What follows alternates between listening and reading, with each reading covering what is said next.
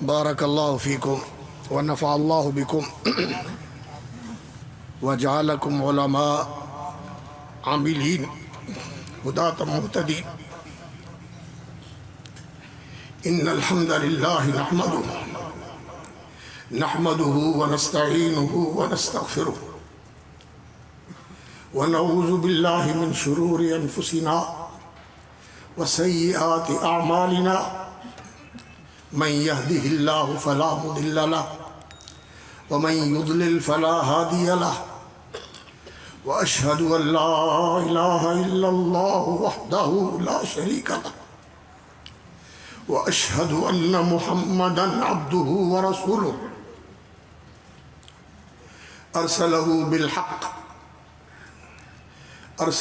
بالحق بين يدي الساعة بشيرا ونذيرا فمن يطع الله ورسوله فقد رشد واهتدى ومن يعص الله ورسوله فقد ضل وغوى ولا يضر إلا نفسه ولن يضر الله شيئا أما بعد فإن خير الحديث كتاب الله وإن أحسن الكلام كلام الله وإن أصدق الحديث كتاب الله وخير الهدي هدي محمد صلى الله عليه وسلم وشر الأمور محدثاتها وكل محدثة بدعة وكل بدعة ضلالة وكل ضلالة في النار۔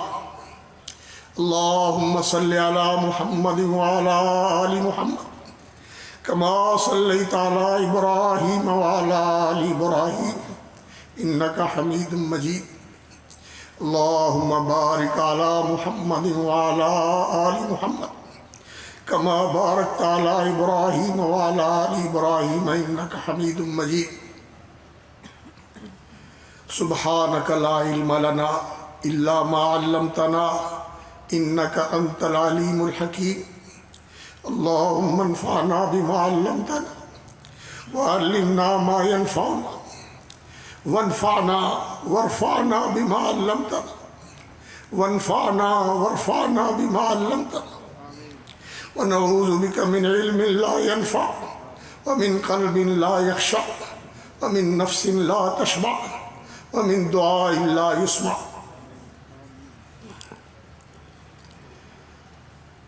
میری سند امام بخاری رحمۃ اللہ علیہ تک محترم فضیلت الشیخ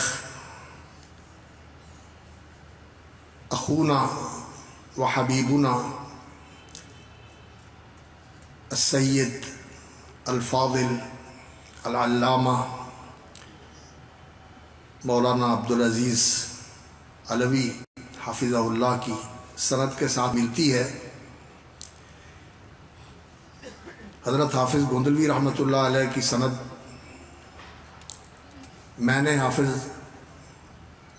شیخ الحدیث حافظ الحدیث علامۃ الدہر حضرت حافظ عبداللہ صاحب بڈی مالوی رحمۃ اللہ علیہ سے بخاری پڑھی اسی جامعہ کے اندر، اور انہوں نے حضرت گوندلوی رحمۃ اللہ علیہ سے پڑھی تھی بخاری، اور حافظ صاحب نے براہ راست حضرت گوندلوی رحمۃ اللہ علیہ سے بخاری پڑھی ہے۔ اور مجھے اور بھی ایک سند حاصل ہے، حضرت مولانا عبدالغفار حسن رحمہ اللہ جو حضرت حافظ احمد اللہ صاحب کے شاگرد تھے، اور حضرت حافظ احمد اللہ صاحب وہ میاں نذیر حسین صاحب کے شاگرد تھے۔ تو میں اس طرح حافظ صاحب کے ساتھ شیخ الکل حضرت علامہ نذیر حسین صاحب تک دو واسطوں کے ذریعے پہنچ جاتا ہوں، اور حافظ صاحب کی سند بھی دو واسطوں کے ذریعے ان تک پہنچتی ہے۔ ویسے ان کے پاس اور بھی سندیں ہیں ماشاءاللہ، اور اسی طرح مولانا عبدالحق بنارسی رحمۃ اللہ علیہ کی سند بھی میرے پاس ہے مولانا یوسف زبیدی رحمۃ اللہ علیہ کے حوالے سے، اور وہ امام شوکانی رحمۃ اللہ علیہ کے شاگرد ہیں۔ تو یہ سند کا سلسلہ جوڑنا یہ وہ نسبت ہے، یہ وہ تعلق ہے جو ہم جوڑتے ہیں اس سلسلۃ الذہب اور اس سنہری کڑی میں شامل ہونے کے لیے۔ یہ جو سلسلہ رسول اللہ صلی اللہ علیہ وسلم سے ملتا ہے، اور رسول اکرم صلی اللہ علیہ وسلم کی وساطت سے جبریل امین سے ملتا ہے، اور جبریل امین کی وساطت سے اللہ رب العالمین سے ملتا ہے۔ اور یہ وہ سلسلہ ہے جس سلسلے کے ساتھ اللہ رب العزت نے اہل علم کو اونچا کیا ہے۔ یرفع اللہ الذین آمنوا منکم والذین اوتوا العلم درجات، اللہ تعالیٰ اہل ایمان کو انسانوں میں درجہ دیتا ہے کہ انہیں اللہ کی معرفت حاصل ہے، انہیں اللہ رب العزت کی بندگی کا شرف حاصل ہے، یہ اللہ کو ماننے والے اور اللہ کی مان کر زندگی گزارنے والے ہیں، یہ انسانوں میں بڑے عالی مرتبت ہے۔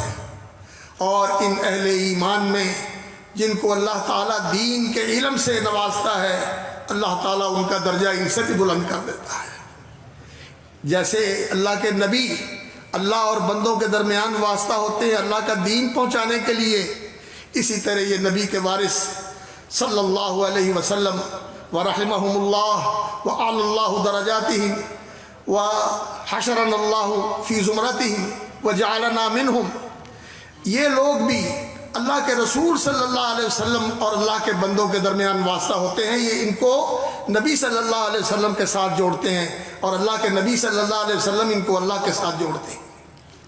تو عزیزان گرامی نے بھی اپنا سلسلہ سند بیان کیا، اور میں نے بھی اسی حوالے سے اس کا تذکرہ کر دیا کہ اللہ رب العزت کا یہ شرف، اللہ رب العزت کے فضل سے یہ شرف ہمیں حاصل ہے، اور ہماری نسبت اور ہمارا تعلق محمد الرسول اللہ صلی اللہ علیہ وسلم کے ساتھ پہنچتا ہے۔ اور یہ جو سلسلہ اسناد ہے، اس کے اندر جو شخصیات ہیں، اللہ اکبر، یہ ان میں سے حضرت حافظ گوندلوی رحمۃ اللہ علیہ تو وہ تھے جو اس جامعہ کی مسند کی زینت تھے، جنہوں نے یہاں بخاری پڑھائی، اور اسی طرح ان کے والد گرامی حضرت حافظ احمد اللہ صاحب، وہ بھی اسی جامعہ کی مسند کی زینت تھے، یہاں انہوں نے بھی پڑھایا، اور ماشاءاللہ ربع صدی سے زیادہ میرا خیال وقت ہے شیخ الحدیث صاحب کو یہاں جامعہ سلفیہ کی مسند کی زینت ہے۔ اور میں اپنے دائیں بائیں اپنے برادر مکرم اور اپنے بہت ہی محبوب بھائی شیخ یونس صاحب کا نام دیکھ رہا ہوں، جو اس مسند کی زینت تھے شیخ صاحب کے ساتھ، اور ان سے پہلے مولانا ثناء اللہ رحمۃ اللہ علیہ جو میرے بھی استاد تھے، وہ بھی اسی مسند کی زینت تھے، لیکن یہ اللہ کے فیصلے ہیں، وہ دونوں چلے گئے۔ اللہ رب العزت ہمارے شیخ الحدیث کی زندگی میں برکت فرمائے، اور ان کو اللہ رب العزت عافیت والی اور دین کی خدمت والی اور لوگوں کے لیے افادے والی لمبی زندگی عطا فرمائے، اور ان کا یہ سلسلہ فیض جاری رہے۔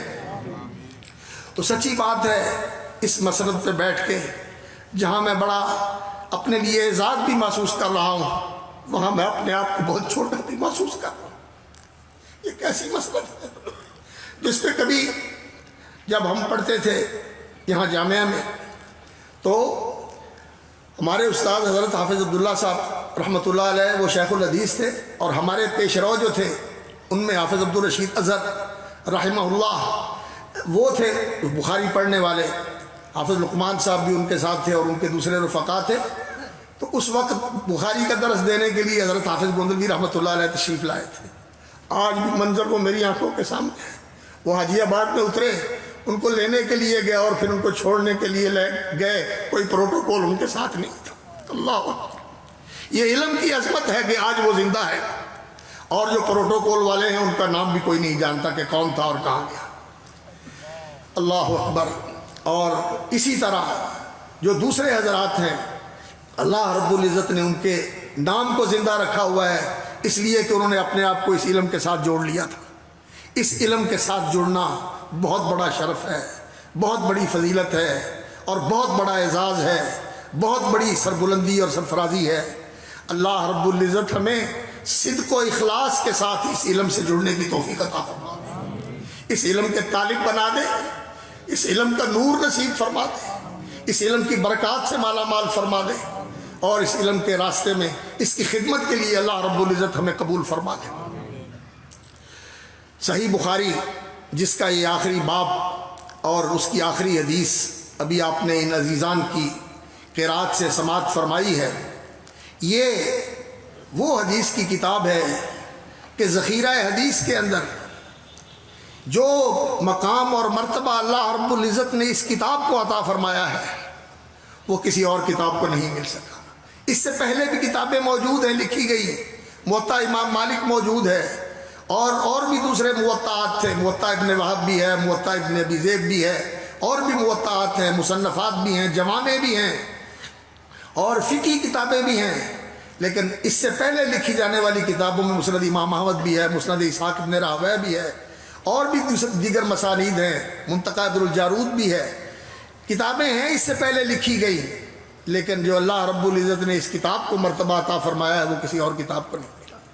اور اس کے بعد بھی کتابیں لکھی گئی، لیکن بعد والے بھی اس کے برابر نہیں آ سکی۔ حالانکہ بعد میں کوئی آتا ہے تو وہ کوشش کرتا ہے کہ میں اس سے بڑھ کر کوئی چیز پیش کروں، لیکن یہ اس کتاب کی انفرادیت ہے کہ نہ اس سے پہلے کوئی اس جیسی کتاب ہے اور نہ اس کے بعد کوئی اس جیسی کتاب ہے۔ اور میں سمجھتا ہوں کہ اس میں جہاں امام بخاری رحمۃ اللہ علیہ کی علمیت، ان کی فقاہت اور ان کی علمی عمق اور رسوخ اور دین کے اوپر ان کی شمولی نظر اور ان کا دین کا وسیع مطالعہ اور نصوص کا استحضار، جہاں اس چیز کا اثر ہے وہاں سب سے زیادہ جس چیز کا اثر ہے وہ ان کا تعلق باللہ، وہ ان کا اخلاص ہے، وہ ان کی للہیت ہے، وہ ان کا اللہ رب العزت کے ساتھ یہ تعلق ہے جس کا انہوں نے اظہار فرمایا کہ اس کتاب کے اندر 6 لاکھ حدیثوں کا ذخیرہ میرے سامنے تھا، 2 لاکھ ضعیف حدیثیں انہوں نے ازبر کر رکھی تھی تاکہ کوئی غلط چیز کسی غلط فہمی کے اندر وہ میرے ذخیرہ حدیث کے اندر شامل نہ ہو سکے۔ 2 لاکھ غیر صحیح حدیثیں حفظ کی ہوئی تھی اور 1 لاکھ صحیح حدیثیں یاد تھی، اور 6 لاکھ احادیث کا ذخیرہ ان کے سامنے تھا، اور پورا ذخیرہ ان کے سامنے اس طرح تھا جیسے آپ کے کمپیوٹر میں کوئی چیز ہوتی ہے کہ جب آپ کلک کرتے ہیں وہ چیز آپ کے سامنے آ جاتی ہے۔ اللہ رب العزت نے ان کو ایسا ہی فوٹو میموری والا حافظہ دیا ہوا تھا، ہر چیز سامنے موجود تھی۔ اللہ اکبر۔ جیسا کہ ان کا بیان ہے کہ ان سے پوچھا گیا کہ کوئی آدمی ہے جو 2 لاکھ حدیثیں جس کو یاد ہوں، یہ 3 لاکھ حدیثیں، کہنے لگے ایسے بھی اللہ کے بندے ہیں کہ کئی لاکھ حدیثیں ان کے سامنے ایسے ہیں جیسے کھلی ہوئی کتاب ہوتی ہے۔ اللہ رب العزت نے ان کو یہ مقام عطا فرمایا تھا۔ تو 6 لاکھ احادیث کے ذخیرے سے انہوں نے انتخاب کیا ہے اس کتاب کا، اور جو حدیثیں اس میں جمع کی ہیں مقررات کے ساتھ 7,000 سے زیادہ ہے، اور مقررات کو ختم کر کے 2,500 کے قریب بنتی ہیں۔ تو جو انہوں نے انتخاب کیا ہے ان کا اپنا بیان ہے، 16 سال کی مدت اس پہ صرف کی ہے، اور کہتے ہیں کہ میں نے اس کتاب میں جب کسی حدیث کو درج کیا ہے تو اس کے پہلے غسل کر کے، وضو کر کے، اللہ کی طرف رجوع کر کے، صلاۃ الاستخارہ پڑھ کے، صلاۃ الاستخارہ ادا کر کے، اللہ سے دعا کر کے یا اللہ میری شرح صدر فرما دے اور مجھے توفیق عطا فرما کہ میری زبان سے اور میرے قلم سے وہی ثبت ہو جو تیرے نبی سے ثابت ہے۔ یہ اہتمام اور یہ تعلق باللہ اس کتاب کو اس مقام تک لے گیا۔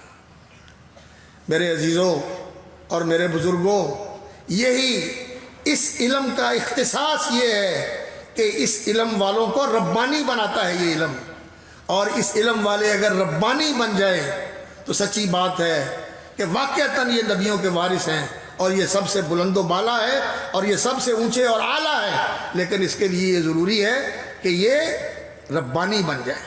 تو امام بخاری رحمۃ اللہ علیہ کا یہ اہتمام، اور پھر اس اہتمام اور اس احتیاط اور اس چھان بین کے التزام کے ساتھ ساتھ انہوں نے یہ کام نہیں کیا کہ جو لکھ دیا اس پر کوئی غرہ ہے، کوئی گھمنڈ ہے، کوئی غرور ہے اور کوئی پندار ہے کہ میں نے بڑا کارنامہ کیا ہے۔ نہیں، جو لکھا اپنے استادوں کی خدمت میں پیش کیا، امام اسحاق کی خدمت میں پیش کیا، احمد ابن حنبل کی خدمت میں پیش کیا، یحییٰ بن معین کی خدمت میں پیش کیا، علی بن مدینی کی خدمت میں پیش کیا کہ یہ میری کاوش ہے، یہ میری کوشش ہے، اس پہ نظر فرمائیں، اور اگر کوئی قابل اصلاح چیز ہے تو اس کی نشاندہی فرمائیں۔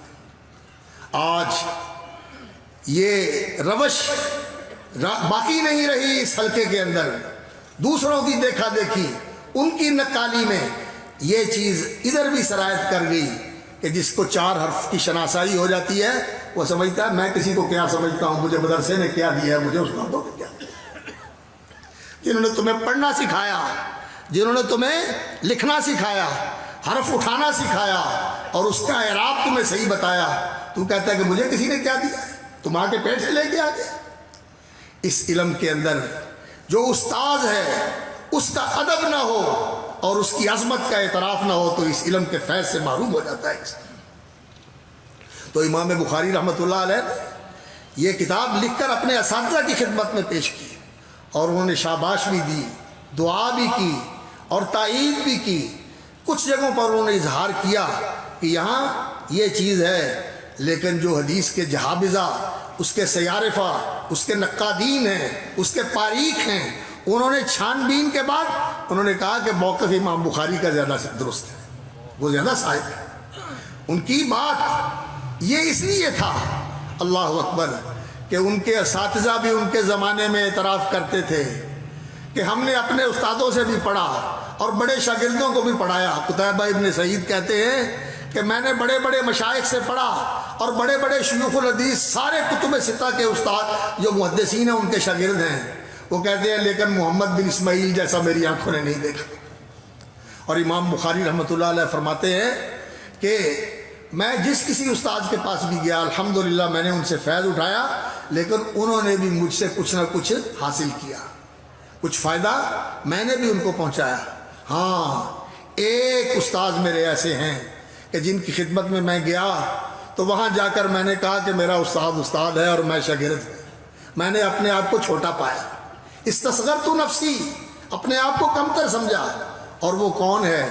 وہ ہے علی بن عبداللہ المدینی رحمۃ اللہ علیہ، امام العلل۔ ان کی کتابیں ہم تک نہیں پہنچ پائیں، صرف ایک چھوٹا سا نسخہ پہنچا ہے علل کا، باقی ان کی کتابیں ہم تک نہیں پہنچ پائیں، لیکن امام بخاری رحمۃ اللہ علیہ ان کے شاگرد تھے۔ تو کہتے ہیں کہ میں نے وہاں اپنے آپ کو چھوٹا محسوس کیا، تو وہ بات ان تک بھی پہنچ گئی کہ لوگوں نے جا کے ان کو بتا دیا کہ بخاری نے یہ آپ کے بارے میں کہا ہے۔ کہنے لگے اس کی بات کو رہنے دو، بخاری جیسا کوئی بھی نہیں ہے۔ اللہ اکبر، استاد نے اعتراف کیا، یہ مقام تھا ان کا، لیکن اس کے باوجود اپنے اساتذہ کا احترام اور ان کا ادب اور ان کی تعظیم، یہ چیز ہے جو انسان کو اونچا کرتی ہے۔ اس راستے میں عظمت تواضع سے ملتی ہے، اعتراف سے ملتی ہے، کسر نفسی سے ملتی ہے، اور ترفع اور پندار اور بڑا بننے سے اللہ تعالیٰ نیچا کر دیتے ہیں، اللہ تعالیٰ نیچا کر دیتے ہیں۔ تو خیر یہ بات سند کے حوالے سے آ گئی تھی، اور اس کتاب کی انفرادیت کے حوالے سے میں نے توجہ دلائی ہے کہ یہ منفرد کتاب ہے۔ قرآن کے بعد صحیح ترین کتاب یہ ہے، اور آسمان سے نازل ہونے والی کتابوں کے اندر، آسمان سے نازل ہونے والی کتابوں کے اندر حسن بصری رحمۃ اللہ علیہ کا قول ہے کہ 104 کتابیں آسمان سے نازل ہوئی ہیں۔ 4 کتابیں تو مشہور ہیں، تورات، زبور، انجیل اور قرآن، اور اس سے پہلے صحیفے ہیں اور کئی کتابیں ہیں جو اللہ رب العزت نے مختلف زمانوں میں نازل کی تھی۔ تو 104 کتابوں میں قرآن مجید منفرد کتاب ہے جو ساری کتابوں کے علم کو اپنے اندر سموئے ہوئے ہے، اور یہ ساری کتابوں سے منفرد اور ممتاز ہے کہ اس کے اندر اللہ رب العزت نے جو کچھ بیان کر دیا ہے وہ پہلی کتابوں میں نہیں آیا۔ جس طرح قرآن مجید آسمانی کتابوں میں منفرد ہے، اسی طرح حدیث کی کتابوں میں اور دین کی کتابوں میں قرآن کے بعد صحیح ترین کتاب بھی صحیح بخاری ہے، اور جامع اور کامل ترین کتاب بھی صحیح بخاری ہے، اور اس کا نام بھی امام بخاری رحمۃ اللہ علیہ نے الجامع رکھا۔ الجامع یعنی پورا دین اس کے اندر سمو دیا ہے، پورا دین ہے اس کے اندر۔ اس دین کی کس طرح پوری ترجمانی انہوں نے اس کتاب کے ساتھ کی ہے، اور یہ واقعتاً اس کا انفراد ہے کہ اس کا آغاز ہوتا ہے بدء الوحی کے ساتھ۔ وحی کی حدیثیں آئی ہیں دوسری کتابوں میں، رسول اکرم صلی اللہ علیہ وسلم کی سیرت کے حوالے سے، مرحبا حیاکم اللہ۔ تو میرا خیال ہے میرا مختصر کر دوں، ڈاکٹر صاحب آگے؟ نہیں اچھا، میرے شیخ کے صاحبزادے ہیں ڈاکٹر سہیل حسن صاحب، میرے استاد سے حضرت علامہ عبدالغفار حسن صاحب، وہ تشریف لائے ہیں، اللہ تعالیٰ ان کو سلامت رکھے۔ ان کی آمد ہمارے لیے بڑا شرف ہے۔ انہوں نے ماشاءاللہ حدیث کی بڑی خدمت کی ہے، ڈاکٹر ہیں حدیث کے، اور اسلامک یونیورسٹی کے ماشاءاللہ بڑے اعلیٰ درجے کے استاذ ہیں، بہت لوگوں نے ان سے فیض پایا ہے اللہ تعالیٰ. اور یہ خاندان ہی ایسا ہے ماشاءاللہ، یہ ان کے بھائی اور ان کے والد ماجد اور ان کے دادا جان اور ان کے بزرگ، پورا خاندان ہی حدیث کی خدمت میں اللہ رب العزت نے ان کو بہت امتیاز عطا فرمایا، اللہ تعالیٰ برکت فرمائے. تو میں عرض کر رہا تھا کہ یہ کتاب الجامع ہے اور اس کا انداز ایسا ہے کہ اور یہ انداز کہیں آپ کو نہیں ملے گا. اس کی ابتدا ہوتی ہے بدء الوحی کے ساتھ، کتاب بدء الوحی، باب بدء الوحی.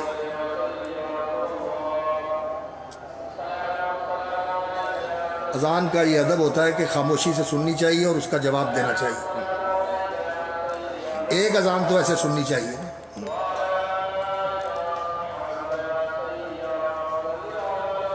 اللہم صلی علی محمد وعلی آل محمد وبارک وسلم.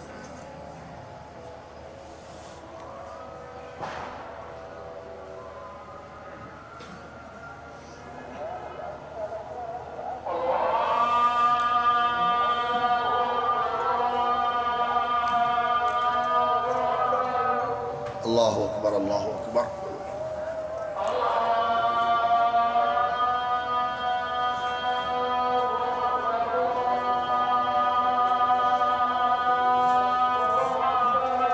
اللہ اکبر، اللہ اکبر.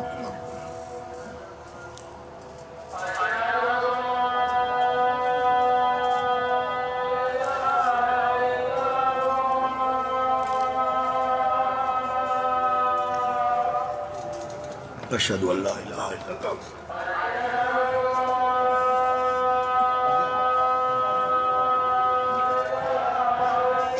پانی والی بوتل.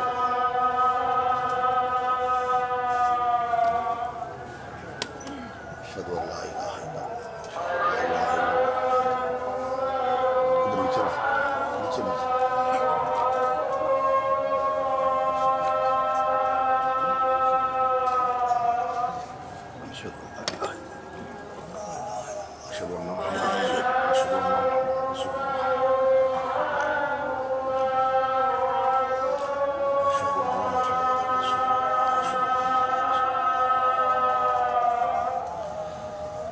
وانا اشهد ان لا اله الا الله وحده لا شريك له واشهد ان محمدا عبده ورسوله رضيت بالله ربا وبالاسلام دينا وبمحمد صلى الله عليه وسلم رسولا. لا حول ولا قوة الا بالله.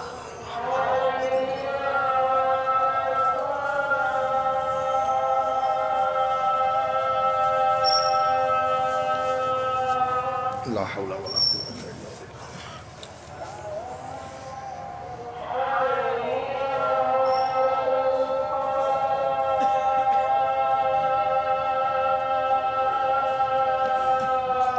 لا حول ولا قوة إلا بالله. لا حول ولا قوة إلا بالله.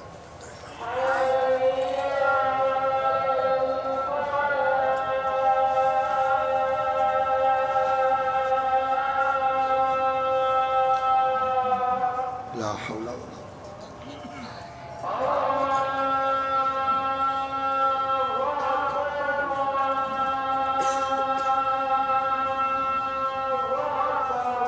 الله أكبر، الله أكبر.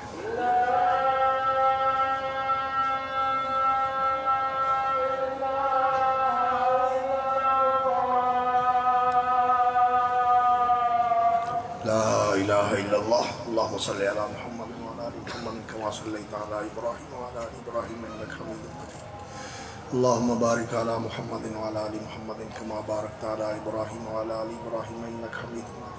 اللهم رب هذه الدعوة التامة والصلاة القائمة آت محمدا الوسيلة والفضيلة وبعثه مقاما محمودا الذي وعدته.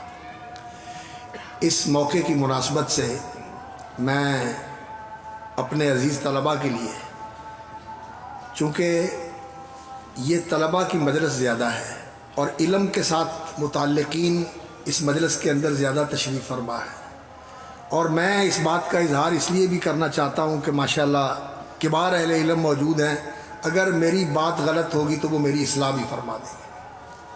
عزیزان گرامی، دین ادب کا نام ہے، اللہ کے نام کا ادب، اللہ کے کلام کا ادب، رسول اللہ صلی اللہ علیہ وسلم کی حدیث کا ادب، یہ اللہ کے شعائر ہیں، یہ اللہ کو یاد دلانے والی چیزیں ہیں، ان کی تعظیم کرنا یہ دل کے تقوی کا اظہار ہے، اور اس دل میں اللہ کی عظمت کا اظہار ہے کہ اس دل میں اللہ کی عظمت ہے۔ اس لیے ہمیں اذان کہیں سے بلند ہو اس کا احترام کرنا چاہیے، اس کی تعظیم کرنی چاہیے۔ اور یہ جو آپ بعض لوگوں سے سنتے ہیں کہ انہوں نے اس کا اظہار کیا کہ اس کی کیا حیثیت ہے، اذان تو وہی ہے نا جو حضرت بلال نے کہی تھی اور جو اللہ رب العزت کے فرشتے نے سکھائی تھی، اور دعوت تو وہی ہے نا جو رسول اکرم صلی اللہ علیہ وسلم نے اس کے بارے میں کہا کہ یہ دین کی مکمل دعوت ہے۔ اس لیے جو لوگ تنگ نظری کے ساتھ اس طرح کی بات کرتے ہیں وہ بہت ہی بے سمجھ ہے، ناسمجھ اور نادان ہے۔ انہوں نے جانا نہیں ہے کہ دین کیا ہے اور دین سکھاتا کیا ہے۔ اس لیے اپنے دل کے اندر دین کی محبت، دین کا ادب اور دین سے ساتھ جو جڑی ہوئی چیزیں ہیں ان کی تعظیم پیدا کرو، اور جو دین کی خدمت کرنے والا ہے اس کے بارے میں بھی اپنی زبانوں کو کنٹرول کرو، اس کے بارے میں اپنی زبانوں کو بے لگام کرنا اور تبصرے کرنا، اس سے گریز کریں۔ اگر کوئی غلطی بھی ہے اس کی تو اس کی غلطی کی اصلاح کے لیے کوئی ایسا طریقہ اختیار کرے جو اصلاح کا باعث ہو۔ صرف کسی کی توہین کرنا اور کسی کی تذلیل اور تحقیر کرنا یہ اہل علم کا طریقہ نہیں ہوتا، یہ کام ہمیں نہیں کرنا چاہیے۔ ہمارے لوگوں کا کام اصلاح ہے اور لوگوں کو دین کی طرف بلانا ہے اور دین کے قریب کرنا ہے، اور دین والوں کو بدنام کر کے لوگوں کی دلوں کے اندر اور لوگوں کے اذہان کے اندر دین کو بے قدر اور دین کو بے قیمت بنانا یہ ہمارا کام نہیں ہے۔ آج اس چیز کی پاسداری اور اس چیز کا التزام نہیں ہوتا، اور اس کے بہت منفی اثرات ہیں۔ بلکہ آج کل تو یہ ہے کہ شاگرد جو ہیں وہ استاذوں کے بارے میں زبان کھولتے ہیں، اور جنہوں نے جس جگہ پرورش پائی ہے اور جس جگہ انہوں نے آنکھ کھولی ہے اور اس کے احسانات کے نیچے دبے ہوئے ہیں، انہی کی جڑیں کاٹنے کے لیے وہ کھڑے ہو جاتے ہیں اور تیار ہو جاتے ہیں۔ ایسا کفران کا اور ایسا ناشکری کا اور ایسا محسن کشی کا دور ہے جس کے اندر ہم جی رہے ہیں۔ اللہ رب العزت ہمیں ہدایت دے اور ہماری اصلاح فرمائے۔ اللہ اکبر۔ تو میں عرض یہ کر رہا تھا کہ امام بخاری رحمۃ اللہ علیہ نے اس کتاب کا آغاز بد الوحی سے کیا ہے، اس لیے کہ دین کی بنیاد وحی کے اوپر۔ یہ دین ہدایت ہے جو اللہ نے اتاری ہے، اور وحی کے ذریعے اللہ رب العزت نے یہ ہدایت عطا فرمائی ہے، اور یہ اللہ رب العزت کا عطا کیا ہوا وہ علم ہے، یہ اللہ کا عطا کیا ہوا وہ علم ہے جو قطعی اور یقینی اور بالکل ہر شک و شبہ سے اور ہر بحث اور ہر جدال سے بالاتر اور ماورا ہے۔ اس کے بارے میں جب یہ انسان تک پہنچ جائے تو پھر آمنا و صدقنا اور سمینا و اطعنا کے سوا کوئی راستہ ہی نہیں ہے۔ یہاں سے انہوں نے بخاری کا آغاز کیا ہے، بد الوحی سے، کہ وحی سے یہ دین ثابت ہوتا ہے، اور دین کی بنیاد اللہ کی طرف سے نازل ہونے والی وحی ہے۔ اور پھر اس کے بعد کتاب الایمان لے کے آئے ہیں یہ بتانے کے لیے کہ یہ وحی کا علم جو ہے اس کی تصدیق کرنا اور اس کو قبول کرنا، تسلیم کرنا، اور پھر اذعان اس کے لیے انقیاد اور اطاعت کا اہتمام کرنا یہ لازمی ہے۔ ایمان کے اندر یہی چیز ہوتی ہے نا، تصدیق اور اذعان، یعنی اس کو سچ مانا جائے، اس پہ یقین کیا جائے، تصدیق و یقین، اور پھر اذعان و تسلیم، کہ اس کو فرما برداری کے اندر لایا جائے، اس کی فرما برداری کی جائے۔ یہ چیز اس کے بارے میں، اس وحی کے ساتھ نازل ہونے والے دین کے بارے میں انسان کا رویہ پہلا یہ ہونا چاہیے کہ انسان اس پر ایمان لائے، اور پھر دوسرا اس کے بعد جو انسان کا فرض بنتا ہے وہ یہ کہ انسان اس کو سیکھے۔ اور صحابہ کرام کا طرز عمل کیا تھا؟ رسول اکرم صلی اللہ علیہ وسلم پر اللہ رب العزت نے وحی نازل فرمائی، اور نبی صلی اللہ علیہ وسلم جب وحی سے مشرف ہوئے تو آپ صلی اللہ علیہ وسلم نے آ کر لوگوں کو پیغام دیا کہ لوگوں، اللہ نے میرے اوپر وحی نازل کی ہے، وَأَنزَلَ اللَّهُ عَلَيْكَ الْكِتَابَ وَالْحِكْمَةَ وَعَلَّمَكَ مَا لَمْ تَكُنْ تَعْلَمْ وَكَانَ فَضْلُ اللَّهِ عَلَيْكَ عَظِيمًا۔ اور آپ کو یہ حکم ہوا کہ آپ لوگوں کو پہنچائیں۔ تو رسول اکرم صلی اللہ علیہ وسلم نے جب لوگوں کو یہ پہنچایا تو پھر صحابہ نے کیا کیا؟ تعلمنا الایمان، انہوں نے ایمان سیکھا، تصدیق کرنا، تسلیم کرنا، یہ سیکھا انہوں نے، تعلمنا الایمان۔ اور پھر اس کے بعد اس کو سیکھنا، ثم تعلمنا القرآن، پھر اس علم کو سیکھنا اور جاننا۔ یقین اور ایمان پہلے اس کے اندر پیدا کرنا ہے کہ جو کچھ ہے یہ حق ہے، سچ ہے، اور یہ اللہ کی طرف سے ہم اس کو مانتے ہیں، اور پھر اس کو جاننا اور سیکھنا، اور پھر آگے ساری اس کی تفصیل ہے جو کتاب الوضو اور کتاب الغسل اور کتاب الحیض، کتاب التیمم، کتاب الصلاۃ، مواقیت الصلاۃ، اذان، پوری تفصیلات ہیں۔ پورا دین جو ہے وہ اس کتاب کے اندر امام بخاری رحمۃ اللہ علیہ نے بیان کیا ہے۔ اور صرف عبادات ہی نہیں، عبادات کی پوری تفصیلات کے ساتھ معاملات بھی، بیع و شراء کے، نکاح و طلاق کے، فقہ الاسرہ، اور اس طرح پھر جہاد، جنگ، صلح، اور اسی طرح بین الاقوامی مسائل، محاربہ، حدود، تعزیرات، قضاء، عدالت، جتنے بھی پہلو ہیں زندگی کے، دین نے اس کے اندر کیا رہنمائی کی ہے، یہ پوری رہنمائی انہوں نے اس کتاب کے اندر جمع کر دی ہے۔ 100 کتابیں ہیں اس کتاب کی، 100 کتابیں ہیں اس کتاب کی، اور ابواب جو ہے وہ 3889 ہے، 3889 ابواب ہے اس کتاب کے اندر۔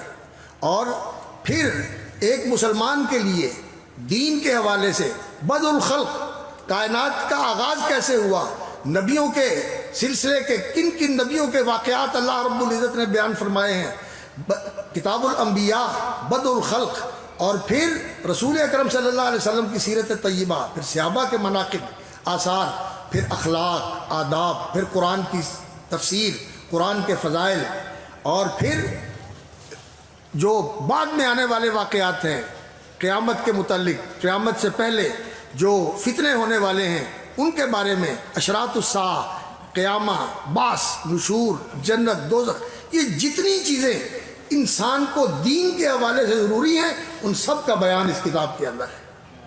اور پھر اللہ اکبر، کتاب الفتن کے بعد کتاب التمنی لے کے آئے ہیں کہ انسان جو کچھ بھی کرتا ہے بہرحال دل کے اندر آرزوئیں اور تمنائیں جو ہیں وہ ناآسودہ رہ جاتی ہیں، پوری نہیں ہوتی۔ رسول اکرم صلی اللہ علیہ وسلم کی تمنا بھی تھی، اور یہ بھی بتایا کہ انسان کو تمنا اور آرزو کرنی چاہیے تو کیا کرنی چاہیے۔ تمنا اور آرزو کرے انسان تو کس چیز کی کرے، جو رسول اکرم صلی اللہ علیہ وسلم نے کی تھی، اور جس تمنا اور آرزو کی نبی صلی اللہ علیہ وسلم نے تحسین فرمائی ہے، جس کے بارے میں فرمایا ہے کہ تمنا کرنی ہو تو یہ کرنی چاہیے، یہ امام بخاری رحمۃ اللہ علیہ اس کتاب کے اندر لے کے آئے۔ یعنی ایسی منفرد کتاب ہے یہ کہ آپ کو یہ چیز کسی اور کتاب میں ملے گی نہیں۔ رسول اکرم صلی اللہ علیہ وسلم کی تمنا کیا تھی؟ رسول اکرم صلی اللہ علیہ وسلم کی تمنا یہ تھی کہ اللہ تعالیٰ مجھے یہ سعادت نصیب کرے کہ میری زندگی اللہ کے راستے میں قربان ہو جائے، پھر مجھے زندگی ملے، پھر میں قربان ہو جاؤں، پھر زندگی ملے، پھر میں اللہ کے راستے میں اپنی جان دے دوں۔ یہ تھی رسول اکرم صلی اللہ علیہ وسلم کی تمنا۔ اور ساتھ ہی وہ آیت لے کے آئے، وَلَا تَتَمَنَّوْا مَا فَضَّلَ اللَّهُ بِهِ بَعْضَكُمْ عَلَىٰ بَعْضٍ۔ آج جو عورتیں مرد بننے کے جنون کے اندر وہ کہتی ہے کہ ہم نے مردوں کا مقابلہ کرنا ہے بلکہ مردوں کی جگہ لینی ہے، وہ اپنا میدان چھوڑ کے مردانگی اختیار کرنے کے لیے بےتاب ہیں، اور ماشاءاللہ جو ہمارے مرد ہیں یہ کہتے ہیں کہ ہم نے زنانے بننا ہے۔ کیا ہے یہ زنانہ بنا؟ انا للہ و انا الیہ۔ اور سٹائل بھی اسی طرح کے بنانے، لباس بھی اسی طرح کا بنانا، اور بلکہ المیہ یہ ہے کہ ایسا طبقہ معاشرے کے اندر موجود ہے اور وہ جانا پہچانا موجود ہے جو آپس میں ہم جنسی کا ارتکاب کرتے ہیں۔ عورتیں کہتی ہیں کہ ہم مردوں کے ساتھ نہیں، عورتوں کے ساتھ شادی کریں گی، اور مرد کہتے ہیں کہ ہم مردوں کے ساتھ ہم جنسی کا تعلق قائم کریں گے۔ یہ مسلمان معاشرے کے اندر اس طرح کی آوازیں اور اس طرح کے رجحانات دکھائی دیتے ہیں۔ یہ کس قدر آوارگی اور کس قدر بے راہ روی ہے، اور کتنی پستی اور کتنی ذلت ہے جس کے اندر انسانی معاشرہ مبتلا ہو گیا۔ تو امام بخاری رحمۃ اللہ علیہ نے فرمایا کہ ایسی چیزوں کی تمنا نہیں کرنی چاہیے، جس کو اللہ رب العزت نے جہاں رکھا ہوا ہے اس پر الحمدللہ کہنا چاہیے۔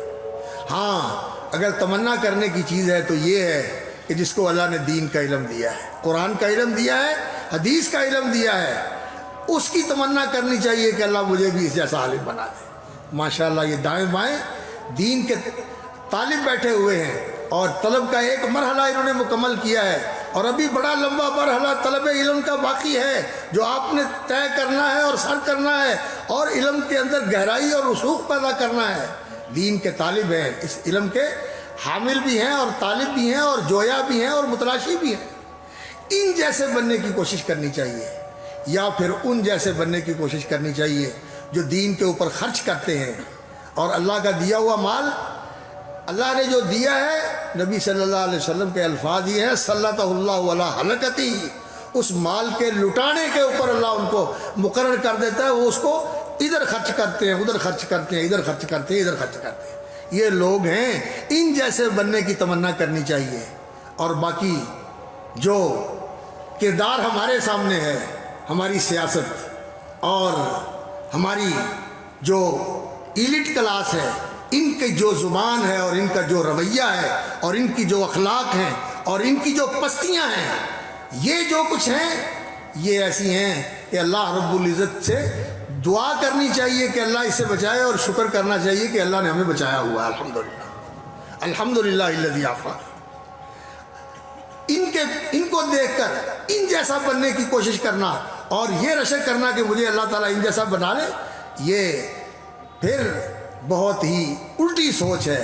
ان کے بارے میں تو اللہ رب العزت نے یہی فرمایا، لا تمدن عینیک الی ما متعنا به ازواجا منهم ولا تطع من اغفلنا قلبه عن ذکرنا واتبع هواه۔ نہ ان کی بات مانے، نہ ان کی طرف نگاہ اٹھا کے دیکھے، نہ ان کی طرف نگاہ اٹھا کے دیکھے۔ میرے عزیزوں، میں آپ کو جو بات کہہ رہا ہوں، درس تو شیخ الحدیث صاحب نے آپ کو دیا ہوا ہے، آپ نے ان سے پڑھا ہوا، وہ علمی باتیں آپ نے وہاں سنی ہیں۔ میں تو آپ کو نصیحت کی بات کر رہا ہوں، پلے باندھنے والی بات بتا رہا ہوں، جو آپ کی پوری زندگی آپ کے لیے آویزہ گوش بھی رہے اور حفظ جان بھی رہے اور پیش نگاہ بھی رہے۔ اس کو بھولو نہ، اس دین کی قدر کرو اور اس دین کے اندر رسوخ پیدا کرنے کی کوشش کرو اور اس دین کے عمل کو اپناؤ۔ تو امام بخاری رحمۃ اللہ علیہ نے پھر اس کے بعد کتاب الاعتصام بالکتاب والسنہ اور پھر کتاب التوحید لے کر آئے ہیں۔ اور توحید جو ہوتی ہے، اللہ اکبر، توحید جو ہوتی ہے، دین کا نقطہ آغاز بھی یہ ہے اور دین کا نقطہ ارتقاء اور نقطہ کمال بھی یہ ہے۔ یہاں سے دین شروع ہوتا ہے اور یہیں پہ دین ختم ہوتا ہے۔ لا الہ الا اللہ دین کی آغاز کا دین کی ابتدا اور دین کا آغاز ہے، اور لا الہ الا اللہ اس دین کی انتہا ہے۔ کتاب التوحید کے اوپر اس کتاب کو ختم کیا ہے، اور اس توحید کے اندر امام بخاری رحمۃ اللہ علیہ نے، اللہ اکبر، توحید ربوبیت بھی بیان فرمائی ہے، توحید الوہیت بھی بیان فرمائی ہے، اور توحید الاسماء و صفات بھی بیان فرمائی ہے۔ توحید الاسماء و صفات سے اللہ کی معرفت حاصل ہوتی ہے، اور توحید ربوبیت سے انسان کو یہ پتہ چلتا ہے کہ اس رب کا میرے اوپر کیا احسان ہے، اس نے مجھے کیسے پیدا کیا، میری کیسے پرورش کی، کیسے میری نگہبانی کر رہا ہے، اور کیسے میری روزی رسانی کا اس نے انتظام کیا ہوا ہے، اور کیسی اس کی رحمتیں اور عنایتیں قدم قدم پہ میرے ساتھ ہیں، اور کس طرح وہ میری زندگی کے اندر میری حفاظت بھی فرماتا ہے اور میرا سہارا بھی بنتا ہے اور میرے لیے راستے بھی نکالتا ہے۔ یہ ربوبیت کی توحید جو بندے کو اللہ کے سامنے جھکاتی ہے، اور پھر اللہ کی معرفت اس کے اسماء و صفات کے ساتھ، اور اس اسماء و صفات کے باب میں انسان اپنی عقل کو لے کے آئے، اپنے ماحول سے عقل کے گھوڑے دوڑا کر ایک پیمانہ قائم کر لے، ایک قاعدہ اور ضابطہ مقرر کر لے، اور پھر اللہ رب العزت کے لیے ان کو فٹ کرنے لگے کہ اللہ کے لیے یہ ہو سکتا ہے، یہ نہیں ہو سکتا، یہ نہیں ہو سکتا۔ نہیں، تیری عقل و معرفت بھی ناقص، اور تیرے یہ قیاس اور پیمانے اور تیرے ضابطے یہ بھی بالکل ناقص اور سطحی۔ اور اللہ رب العزت نے جو اپنے بارے میں اپنا تعارف کرواتے ہوئے کہہ دیا، اس کو اسی طرح مانو جیسے اللہ نے کہا ہے، جیسے اللہ کے رسول نے کہا ہے، جیسے اس کی شان کے شایع ہیں۔ اس لیے جیسے ہم اس کی ذات کی حقیقت کو نہیں پہچان سکتے، اس کی صفات کو کیسے پہچان سکتے ہیں؟ یہ ہے راستہ، سلامتی کا راستہ۔ جو اس کی ذات ہے ویسی اس کی صفات ہے، اس کی ذات جیسی کوئی ذات نہیں، موجود ہے، وہ زندہ ہے، لیکن جو ہم سب موجود ہیں، جو ہم سب زندہ ہیں، ہمارے جیسا ہم ایسے موجود ہیں جو ایک وقت میں نہیں تھے اور ایک وقت میں نہیں ہوں گے، وہ ہمیشہ سے ہے اور ہمیشہ رہے گا۔ ہم ایسے زندہ ہیں، ہماری زندگی بہت چیزوں کی محتاج ہے، اور وہ نہ ہو تو ہم زندہ نہیں رہ سکتے، اور اسی کی دی ہوئی زندگی ہے، لیکن وہ الحی خود زندہ ہے، اور القیوم خود قائم ہے، اور یحیی و یمیت زندگی اور موت اس کے ہاتھ میں ہے۔ جس کو وہ زندگی دے اسے زندگی ملتی ہے، جسے وہ نہ دے اسے زندگی نہیں ملتی۔ تو اسماء و صفات یہ اللہ رب العزت کی معرفت کا باب ہے، اور اس میں جو سنا اللہ نے کہا، اللہ کے رسول صلی اللہ علیہ وسلم نے کہا، اس کو اسی طرح مانو جیسے اللہ نے کہا ہے۔ اس کی تعطیل، اس کی تکییف، اس کی تشبیہ، یہ سارے راستے غلط ہیں۔ امام بخاری رحمۃ اللہ علیہ نے یہ سارے مسئلے اس باب کے اندر، اس کتاب التوحید کے اندر بیان فرمائے۔ اور پھر آخر میں جو باب امام بخاری رحمۃ اللہ علیہ نے ذکر کیا ہے، انسان کی تکلیفی زندگی، انسان کو اللہ رب العزت نے مکلف بنایا ہے۔ احسب الانسان و یترک سدی، انسان یہ سمجھتا ہے کہ ہم نے اس کو بنا کے ایسے چھوڑ دیا، نہیں، اللہ رب العزت نے اس کو ایک امانت سونپی ہے، اور وہ امانت کیا ہے؟ وہ دین ہے، وہ عقل، شعور اور آزادی اور اختیار کی وہ صلاحیت جو اللہ رب العزت نے انسان کو عطا فرمائی ہے، اس کو اللہ کی مرضی اور اللہ کی ہدایت کے مطابق استعمال کرنا ہے۔ یہ امانت ہے، انسان مکلف ہے، ذمہ دار ہے، اور اللہ رب العزت نے انسان کی طاقت اور بساط سے بڑھ کر اس کو کسی چیز کا مکلف نہیں بنایا۔ لا یکلف اللہ نفسا الا وسعها، اور جو اس کو وسائل ملے ہوئے ہیں، ان وسائل سے زیادہ کا بھی اللہ نے اس کو مکلف نہیں بنایا۔ لا یکلف اللہ نفسا الا ما آتاها، جتنے وسائل ہیں، جتنی طاقت ہے، اسی کے اندر اللہ رب العزت نے تمہیں مکلف بنایا ہے۔ اور اس تکلیفی زندگی کا معال اور انجام کیا ہے؟ جب اللہ کی بارگاہ میں پیش ہوں گے اور ساری زندگی کا کارنامہ سامنے آ جائے گا، اور جو کمائی کر کے لائے ہو اس کو تولا جائے گا، اور اس کا نتیجہ اور رزلٹ تمہارے سامنے آئے گا۔ یہ وہی سے ابتدا ہوتی ہے، اور تکلیفی زندگی کے سارے مراحل بیان کرنے کے بعد کتاب التوحید بیان کر کے، یہ توحید وہ مرکزہ ہے، یہ وہ نیوکلس ہے جس کے گرد پورا دین گھومتا ہے، اور جس کے اوپر پورے دین کی عمارت قائم ہے۔ اور آخری مرحلہ جو آنے والا ہے وہ وزن اعمال کا ہے۔ باب قول اللہ تعالی ونضع الموازین القسط لیوم القیامہ وان اعمال بنی آدم وقولهم یوزن۔ اللہ اکبر۔ اور امام بخاری رحمۃ اللہ علیہ کی یہ بہت ہی منفرد عادت اور ان کی سنت ہے کہ وہ قرآن مجید کی آیت لے کے آتے ہیں، یا کوئی حدیث کا ٹکڑا لے کے آتے ہیں، اس کو باب کا عنوان بناتے ہیں، یا کسی صحابی اور تابعی کا کوئی قول لے کے آتے ہیں، اس کو بنیاد بنا کر پھر اس کے مطابق حدیث لے کر آتے ہیں۔ تو قرآن کی آیت بھی جب منتخب کرتے ہیں تو بڑی جامع آیت منتخب کرتے ہیں۔ شروع میں بھی جو وحی کے لیے آیت منتخب کی، وہ بھی وحی کے بارے میں اور انبیاء اور رسل کے سلسلے کے بارے میں قرآن کا جامع ترین مقام ہے سورۃ النساء کا، انا اوحینا الیک کما اوحینا الی نوح والنبیین من بعدہ۔ اور اسی طرح یہاں وزن اعمال کے بارے میں جو مقام قرآن مجید کا سب سے جامع مقام ہے، ونضع الموازین القسط لیوم القیامہ ونضع الموازین القسط لیوم القیامۃ فلا تظلم نفس شیئا وان کان مثقال حبۃ من خردل اتینا بها وکفی بنا حاسبین۔ یہ آیت لے کے آئے ہیں امام بخاری رحمۃ اللہ علیہ، اور اس کے اندر یہی ہے کہ اللہ رب العزت اعمال کو تولے گا، ان اعمال بنی آدم وقولهم یوزن۔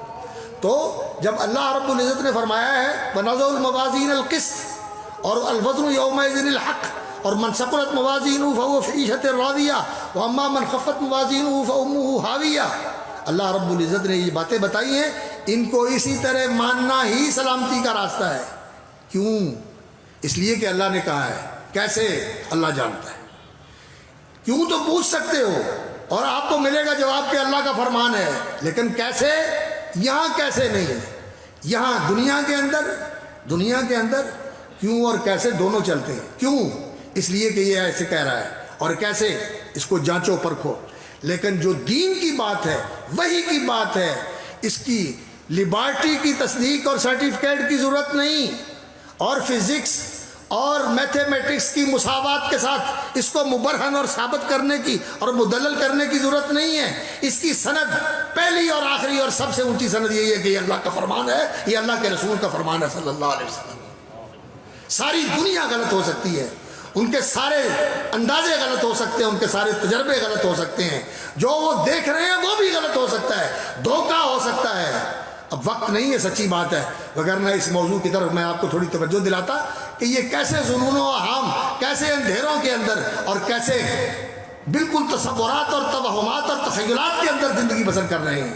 لیکن یہ جو علم ہے جو اللہ نے آپ کو دیا ہے، وحی کا علم، قرآن کا علم اور حدیث کا علم، یہ العلم بھی ہے اور الحق بھی ہے۔ یہ ہے العلم، سپریم سائنس، اور یہ ہے الحق، وہ چیز جو ثابت ہے، اٹل ہے، قطعی اور یقینی ہے، کبھی نہیں بدل سکتی۔ وَتَمَّتْ كَلِمَةُ رَبِّكَ صِدْقًا وَعَدْلًا۔ اس لیے اس علم کی بات جب آپ تک آ جائے تو پھر نہ کسی خوف، نہ کسی ڈراوے اور دھمکی کی وجہ سے اس کے بارے میں آپ متزلزل ہوں، اور نہ کسی لالچ اور کسی چکمے کی وجہ سے آپ اس کے بارے میں سوچیں کہ چلو اس کو آگے پیچھے کر لیتے ہیں۔ نہیں، جو کوئی چیز بھی آپ کے سامنے پیش کی جائے، اگر وہ خوف ہے تو اللہ کہتا ہے واللہ احق ان تخشوا، اللہ کہتا ہے کہ اللہ سے ڈرو، لا تخشوا الناس واخشونی، لوگوں سے نہ ڈرو، اللہ سے ڈرو۔ اور اگر کوئی دنیا کا لالچ دے کے آپ کو کہتا ہے کہ میرے پاس آ جاؤ، تو اللہ تعالیٰ کہتا ہے ان لنا الاخرۃ والاولی، دنیا بھی میرے پاس ہے، آخرت بھی میرے پاس ہے۔ من کان یرید ثواب الدنیا، اور دنیا کا بدلہ چاہتے ہو، عند اللہ ثواب الدنیا والآخرہ، اللہ تمہیں دنیا اور آخرت دونوں دینا چاہتے ہیں، تو صرف دنیا کے لیے آخرت پہ لات مار رہا ہے۔ اس لیے نہ کسی کے چکمے میں آؤ، اور نہ کسی کے لالچ میں آؤ، اور نہ کسی کے ڈراوے اور کسی کی دھمکی میں آؤ۔ تو اس کو مانو اور اس کی قدر و قیمت کو پہچانو، اور قدر و قیمت کو پہچان کر پھر اس پر عمل کرو۔ اللہ اکبر۔ تو امام بخاری رحمۃ اللہ علیہ نے یہ باب قائم کر کے یہ مسئلہ ثابت کیا ہے کہ اعمال کا اور اقوال کا وزن ہونے والا ہے۔ اور پھر امام بخاری رحمۃ اللہ علیہ نے ایک اور بہت بڑی بات یہاں ذکر کی، وہ عربی زبان کی انفرادیت اور عربی زبان کا امتیاز، کہ جس طرح مکہ ام القرآ ہے، اسی طرح یہ قرآن مجید یہ ام الکتب ہے، یہ ساری کتابوں کی جامع کتاب ہے، اور یہ عربی زبان جو ہے یہ ام الالسنہ ہے، یہ ساری زبانوں کی ماں زبان ہے، ساری زبانیں اسی سے نکلی ہیں۔ کئی لوگ کہتے ہیں کہ عجمی الفاظ جو ہیں وہ قرآن مجید میں موجود ہیں، بہت سارے اہل علم کا یہ خیال ہے، لیکن علامہ ابن جریر رحمۃ اللہ علیہ اور امام ابو عبیدہ معمر ابن المثنیٰ جو بہت بڑے لغت کے امام ہیں، انہوں نے کہا جب قرآن یہ کہتا ہے کہ وَإِنَّهُ لَتَنزِيلُ رَبِّ الْعَالَمِينَ نَزَلَ بِهِ الرُّوحُ الْأَمِينُ عَلَىٰ قَلْبِكَ لِتَكُونَ مِنَ الْمُنذِرِينَ بِلِسَانٍ عَرَبِيٍّ مُبِينٍ إِنَّا جَعَلْنَاهُ قُرْآنًا عَرَبِيًّا لَعَلَّكُمْ تَعْقِلُونَ۔ تو آپ کہیں کہ قرآن میں عجمی الفاظ ہیں، بات بنتی نہیں ہے، قرآن عربی میں ہے۔ ہاں جو دوسری زبانیں ہیں وہ بھی عربی سے نکلی ہیں، اور ان میں کوئی ایسے الفاظ ہیں جو بگڑ کر وہاں استعمال ہوتے ہیں، لیکن وہ عربی سے نکل کے وہاں گئے ہوئے ہیں۔ تو امام مجاہد رحمۃ اللہ علیہ، مجاہد ابن جبر بہت بڑے تابعی ہیں اور تفسیر کے امام ہیں۔ حضرت عبداللہ ابن عباس رضی اللہ تعالیٰ عنہ سے انہوں نے کہتے ہیں میں نے 3 دفعہ قرآن ان کے سامنے پیش کر کے ان سے قرآن کا سبق لیا، اور آپ تو ہر سال یہ مطالبہ کرتے ہیں کہ بخاری کو مختصر کر دو، مدت تعلیم کو مختصر کر دو، سال گھٹا دو، سال گھٹا دو، سال گھٹا دو۔ عبداللہ ابن وہب رحمۃ اللہ علیہ امام مالک رحمۃ اللہ علیہ کے پاس حدیث پڑھنے کے لیے آئے مصر سے، 20 سال بیٹھ کے امام ابن وہب نے امام مالک رحمۃ اللہ علیہ سے حدیث کا درس کیا، اور پھر ایسے شاگرد بنے کہ امام مالک رحمۃ اللہ علیہ کہتے تھے عبداللہ تم میرے ساتھ مسرت کے میرے پاس بیٹھ، میرے ساتھ بیٹھ، یہ شرف ملا ہو۔ اور امام مجاہد ابن جبر کہتے ہیں کہ میں نے 3 دفعہ ایک ایک آیت کے اوپر حضرت عبداللہ ابن عباس سے پوچھ کر ان سے قرآن کی تعلیم لی ہے، اور ایک ایک آیت کی تفسیر ان سے سیکھی، 3 دفعہ پڑھا ان سے۔ اور ہمارے استاذ بتایا کرتے تھے کہ حضرت حافظ صاحب رحمۃ اللہ علیہ کے پاس طلبہ بخاری پڑھنے کے لیے 2 دفعہ پڑھ کے تیسری دفعہ وہاں جا کے پڑھتے تھے، اور کئی ایسے بھی طلبہ تھے جو 2 دفعہ 3 دفعہ حافظ صاحب کے پاس پڑھے کرتے تھے بخاری۔ میرے دور کی بات ہے، حضرت شاہ اکرم شاہ صاحب رحمۃ اللہ علیہ انہوں نے 3 دفعہ بخاری پڑھی۔ ہمارے دوستوں میں اس وقت بھی حیات ہے ماشاءاللہ حافظ ریاض صاحب، انہوں نے 3 دفعہ بخاری پڑھی۔ حافظ امین صاحب اڑا والے انہوں نے 2 دفعہ بخاری پڑھی، اور آپ لوگوں کے پاس حوصلہ ہی نہیں ہے۔ کیا جلدی پڑی ہوئی ہے آپ لوگوں کو؟ اس علم کے لیے اپنے آپ کو فارغ کیجیے، اس علم کے لیے فارغ کر دیجیے آپ کو۔ اس سے بڑی صحبت کوئی نہیں ہے کہ آپ رسول اکرم صلی اللہ علیہ وسلم کی مجلس میں ہو۔ امام بخاری رحمۃ اللہ علیہ نے طلباء کو حدیثیں لکھوائیں، بہت حدیثیں لکھوائیں، اور بعد میں پھر جب دیکھا کہ ذرا طلباء تھکن کا شکار ہو گئے ہیں تو فرمانے لگے تم مکتاہٹ اور تھکن کا شکار ہو گئے ہو، لیکن تمہیں مبارک ہو، اپنے نصیب پہ فخر کرو۔ تم کس مجلس میں تھے؟ حدیثیں لکھ رہے تھے، اور حدیث کیا ہوتی ہے؟ یہ اللہ کے رسول کی مجلس ہوتی ہے۔ لوگ لغویات کے اندر، فضولیات کے اندر اور واہیات چیزوں کے اندر بیٹھے ہوئے وہاں سارا دن موبائل کے اندر آنکھیں پھوڑ رہے ہوتے ہیں، اور تمہیں اللہ رب العزت نے یہ شرف بخشا ہوا ہے کہ قرآن کی مجلس میں ہوتے ہو تو اللہ کا کلام سن رہے ہوتے ہو، اور حدیث کی مجلس میں ہوتے ہو تو رسول اللہ کا فرمان سن رہے ہو۔ اتنی بڑی سعادت ہے، اس کے اندر دلچسپی لو، اس کے ساتھ جڑے رہو، اس کے ساتھ چمٹے رہو، یہی راستہ ہے، یہی نجات کا سفینہ ہے، اسی سے رفعت اور عزت ملنے والی ہے۔ تو خیر مجاہد ابن جبر رحمۃ اللہ علیہ کے حوالے سے بات آ گئی، وہ کہتے ہیں کہ القسطاس عدل کے معنی میں بھی استعمال ہوتا ہے اور میزان کے معنی میں بھی استعمال ہوتا ہے عربی زبان میں۔ قسطاس جو ہے اس لیے کہ یہ لفظ قسط سے نکلا ہے، اور قسط جو ہے یہ عربی زبان کے اندر عدل کے معنی میں ہے۔ یا ایھا الذین آمنوا کونوا قوامین بالقسط، عدل کے ساتھ کھڑے ہونے والے بن جاؤ۔ اللہ رب العزت کی بھی یہ صفت ہے، شہید اللہ انہ لا الہ الا هو والملائکۃ واولو العلم قائما بالقسط، اللہ بھی قائم بالقسط ہے، اور اللہ تعالیٰ اہل ایمان سے بھی کہتا ہے کونوا قوامین بالقسط۔ اور یہ قیام بالقسط عدل کے ساتھ کھڑے ہونے والے ہیں، یہ پی ٹی آئی والے نہیں کر سکتے۔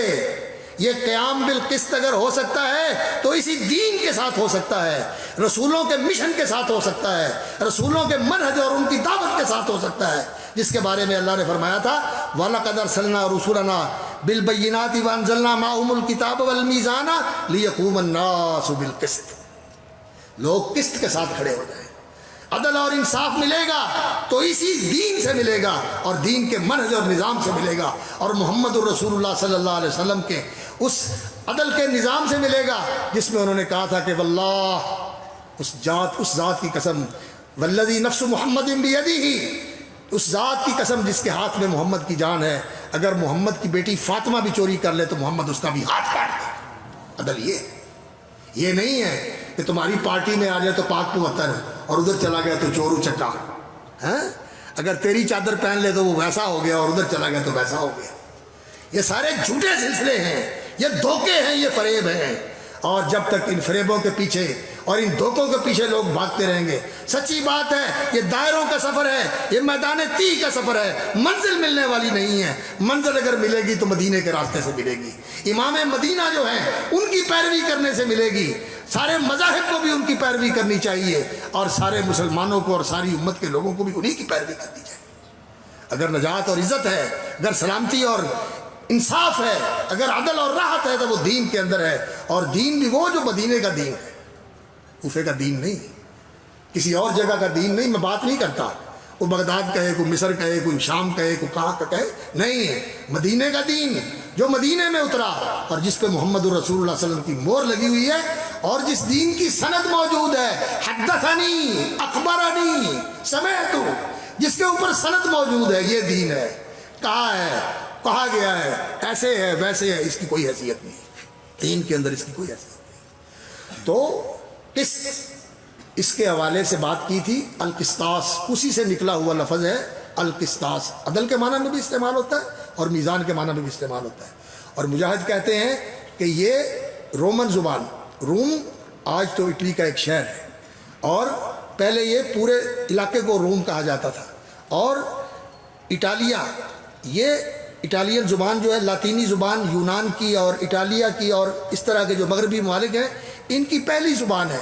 اس زبان کے اندر آج بھی جسٹس کا لفظ جو ہے وہ منصف کے معنی میں استعمال ہوتا ہے۔ جسٹس اچھے بھی ہیں اور کئی ایسے بھی ہیں جنہوں نے اس پوری لائن کو داغدار کر دیا ہے۔ عدل کے نام پہ بے انصافیاں کرنے والے اور عدل کے نام پہ اللہ معاف کرے ایسے طریقے اختیار کرنے والے لوگوں کو پریشان کرنے کے، یہ ہمارا جو جسٹس کا نظام ہے، عدل کا نظام ہے، یہ قابل اصلاح ہے، اور اس کی اصلاح ایسے ہی ہو سکتی ہے کہ دستور کے مطابق قرآن و سنت کو سپریم لا مانا جائے اور سارے لا کو اس کے مطابق کر دیا جائے، اسی کے ساتھ ہی ہمارے ملک کے اندر عدل کا نظام قائم ہو سکتا ہے۔ اللہ تعالی ہمیں اس کی توفیق عطا فرمائے۔ تو امام بخاری رحمۃ اللہ علیہ نے مجاہد ابن جبر کا یہ قول نقل کیا کہ العدل بالرومیہ، رومی زبان میں جسٹس کا لفظ جو ہے قاف سے گاف، جو اہل علم یہاں موجود ہیں وہ انہوں نے سنا ہے کہ جو سوڈانی ہے وہ قاف کا گاف بنا دیتے ہیں اور گاف کی جیم بن جاتی ہے، تو قاف جو قسط ہے اس سے جسٹس عدل کے معنی میں یہ استعمال ہوتا ہے رومن اور لاطینی زبان کے اندر، اور اسی سے یہ دوسری زبانوں میں جرمنی کے اندر اور فرانسیسی کے اندر اور انگریزی کے اندر اور دوسری زبانوں کے اندر بھی یہ لفظ قریب قریب اسی معنی میں استعمال ہوتا ہے۔ اور پھر کہتے ہیں وَيُقَالُ الْقِسْطُ مصدر المقسط وَهُوَ الْعَادِلُ وَأَمَّا الْقَاسِطُ فَهُوَ الْجَائِرُ۔ یہ عربی زبان کا امتیاز ہے۔ قاسطا یقسط، قسطن اس کا معنی ہے عدل کرنا، اور قاسطا یقسط قسوطن اس کا معنی ہے ظلم کرنا، یعنی مصدر کے بدلنے سے قسط اگر مصدر ہو تو اس کا معنی عدل ہے، اور اگر قسوط مصدر ہو تو اس کا معنی ظلم بن جاتا ہے۔